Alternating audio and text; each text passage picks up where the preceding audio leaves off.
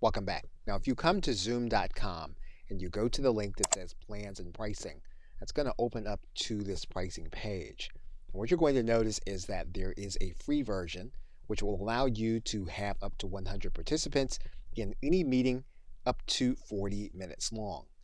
You can have unlimited one-to-one meetings or group meetings, and those group meetings include video conferencing with video and audio and the ability to see the speaker in full screen.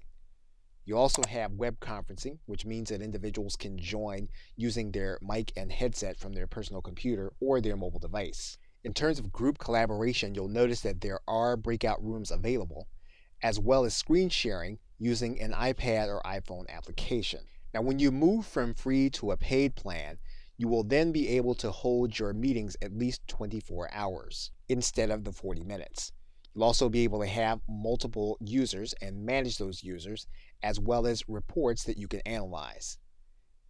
A paid plan also gives you 1 gigabyte of MP4 storage and cloud recording, and gives you the ability to add in Skype for Business as an integration.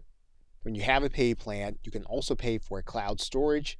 Most importantly, though, you can add in video webinars at $40 a month, so that if you want to have individuals over 100 attendees and then do it webinar style, you'll need to have the add-on. Now, what's important about this is that this webinar feature allows you to stream live to both Facebook and YouTube. In this course, we will look at a number of the free features, but we will also look at adding on the webinar, cloud-based storage, and Skype. Okay, so with that, thanks, and I will see you in another video.